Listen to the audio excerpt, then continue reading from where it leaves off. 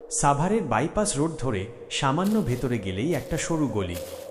এই গলির বাতাস আজও অন্যরকম, রুক্ষ, ধুলো মেশানো, পুরনো সিমেন্টের এক অদ্ভুত শীতল গন্ধ। ঠিক সেখানেই দাঁড়িয়েছিল একসময় ৭ নম্বর বিল্ডিং।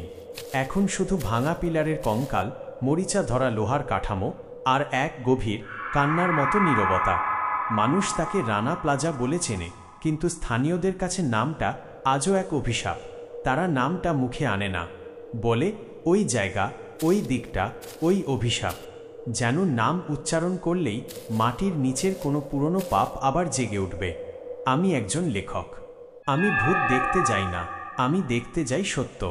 আর সেই সত্য আমি প্রথম উপলব্ধি করি ২০২৩ সালের মার্চের এক বিকেলে। বিকেল তখন ফুরিয়ে আসছে। আকাশ জুড়ে লালচে কমলা আলো, যা ভাঙা রডগুলোর উপর পড়তেই মনে হচ্ছিল রক্ত জমে আছে। কৌতূহলেই গিয়েছিলাম, খবর করার জন্য নয়। পাশেই ছোট্ট একটা চায়ের দোকান চালান আব্দুল করিম চাচা। তার বয়স ৭০-এর কাছাকাছি। চোখের কোণে জমে আছে বহু বছরের ঘুমহীন রাত আর দুঃখের ছাপ। আমি চায়ের কাপ হাতে নিয়ে ভাঙা বিল্ডিংটার দিকে তাকিয়ে জিজ্ঞেস করলাম, চাচা, এই বিল্ডিংয়ে এখনও কেউ আসে? চাচা চায়ে একটা লম্বা চুমুক দিলেন, তারপর বললেন, মানুষ আসে না বাবা, মানুষ তো আর সাহস করে না, তবে শব্দ আসে। আমি অবাক হয়ে বললাম, শব্দ? কিসের শব্দ চাচা? চাচা চারপাশটা দেখে গলা নামিয়ে ফিসফিস করে বললেন, রাতে মনে হয় সেলাই মেশিন চলে, একটানা চিঁ চিঁ চিঁ, টক টক টক, যেন কেউ খুব দ্রুত কাজ শেষ করতে চাইছে। আমি হেসে বললাম, হয়তো পাশের কোনো ফ্যাক্টরির আওয়াজ। চাচা মাথা নাড়লেন, না রে বাবা, এই দিকে সব ফ্যাক্টরি বন্ধ। রাতে এই এলাকায় শুধু কুকুর ডাকে, আর ওই বিল্ডিং থেকে আসে সেলাই মেশিনের শব্দ। মনে হয় তারা এখনও কাজ শেষ করেনি। তার কথা শুনে আমার কৌতূহল ভয় মেশানো এক শিহরণে বদলে গেল। রাত নেমে এলো দ্রুত। চারপাশ অন্ধকার, বিল্ডিংটা যেন এক অভিশাপের মতো দাঁড়িয়ে আছে।